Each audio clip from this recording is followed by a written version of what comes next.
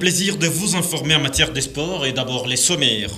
Les Corbeaux d'ITP Mazembe à Libreville pour défier la formation du Bangwendi Football Club. C'est pour les comptes des 16e de finale de la Ligue des Champions d'Afrique.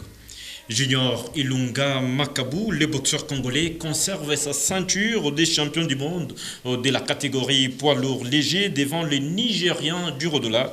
C'était par un KO. Bienvenue, messieurs et dames, dans Sportart. Je l'ai annoncé d'ailleurs au sommaire, le boxeur congolais Junior Ilunga Makabu a conservé son titre de champion du monde WBC chez les lourds légers en terrassant les Nigérians du Rodola.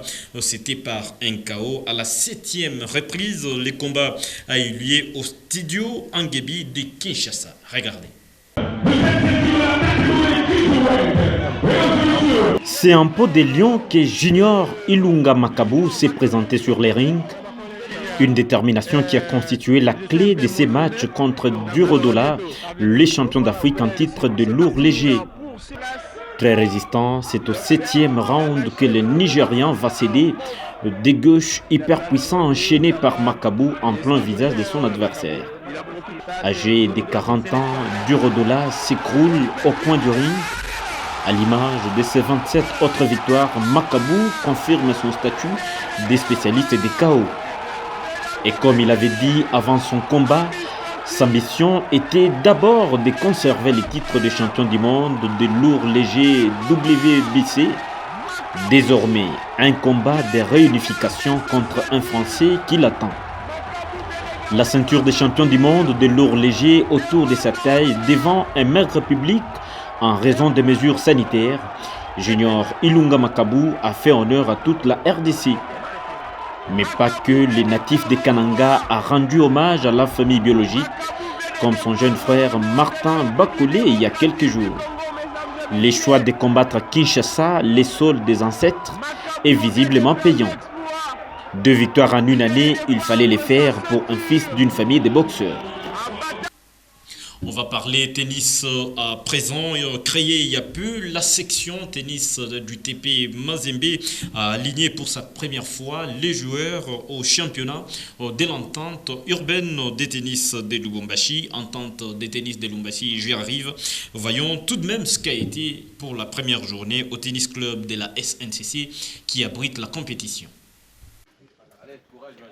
La très jeune équipe de tennis du TP Mazembe a fait ses premiers pas sur un cours ce samedi 19 décembre 2020 pour les comptes du championnat de l'entente de tennis de Lubumbashi.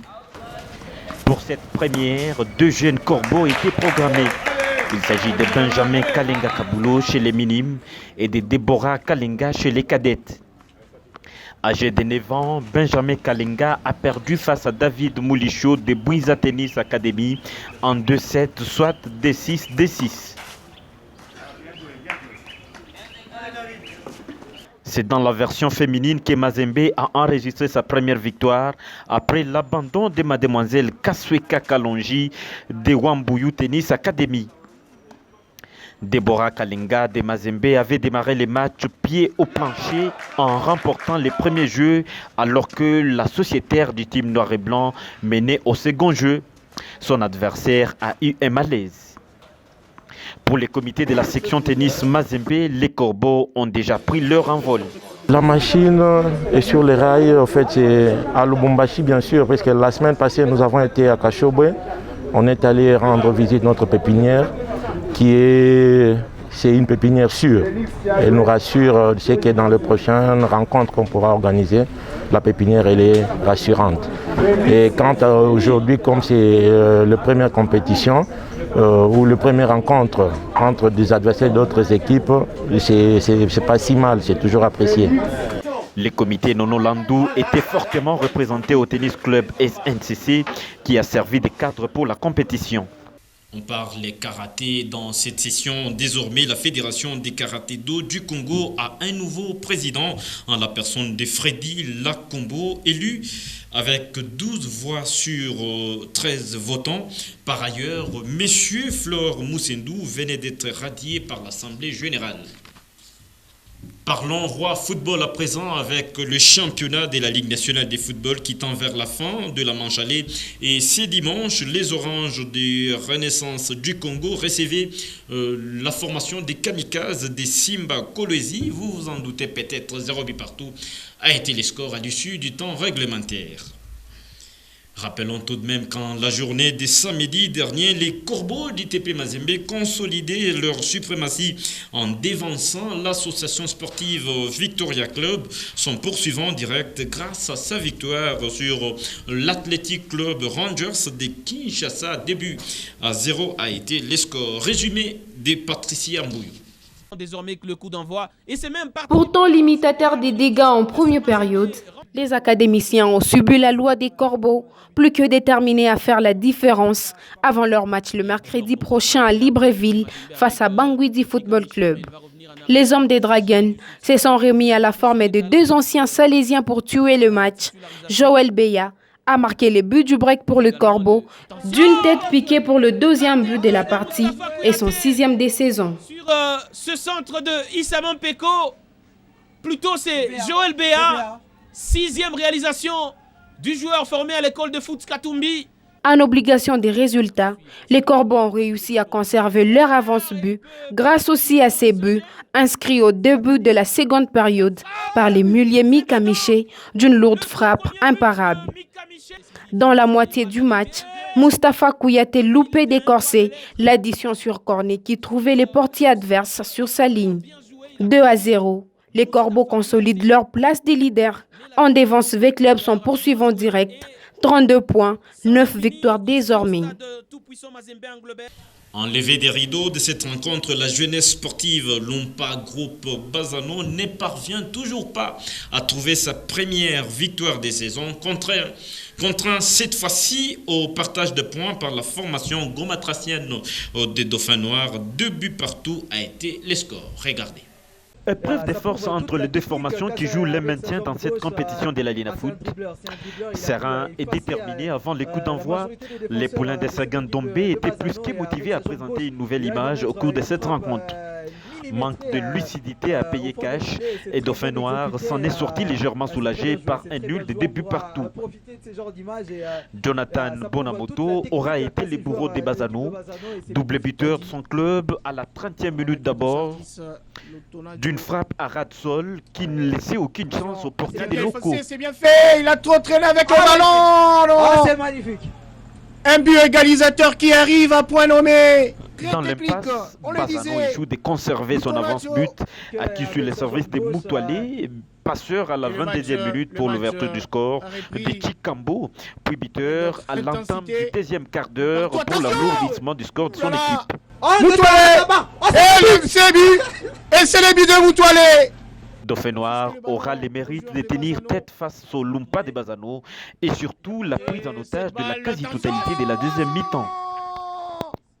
Il réalise le doublé.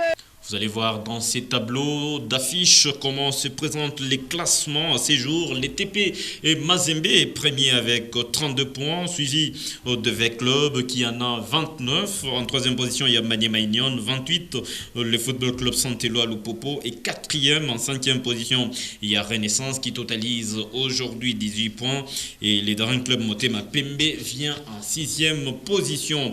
Et les programmes prévoient déjà ce lundi à Mbujima. Sa Majesté Sangabalende accueillera la formation de Maniema Union et mardi 22, le Football Club Santello Lupopo sera aux prises à la formation de Blessing là-bas et mercredi 23, la jeunesse sportive Gobazano en découdra à la formation des Rangers Football Club. Parlons tournoi de l'Unifac, à présent, les Léopardos se sont inclinés sur la note d'1-2 face au Congo d'en face en la journée dès samedi. Suite à cette défaite, les Léopards sont éliminés dès la compétition et manqueront la Coupe d'Afrique des Nations de la catégorie prévue du 14 février au 4 mars 2021. Ça sera à Mauritanie.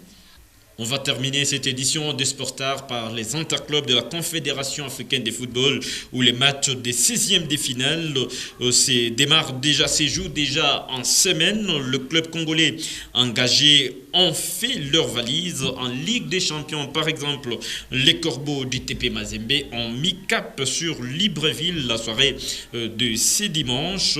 Ils seront reçus, je l'ai annoncé au sommaire bien sûr, mercredi prochain par la formation de Bongwendi Football Club qui n'a que 4 ans d'existence.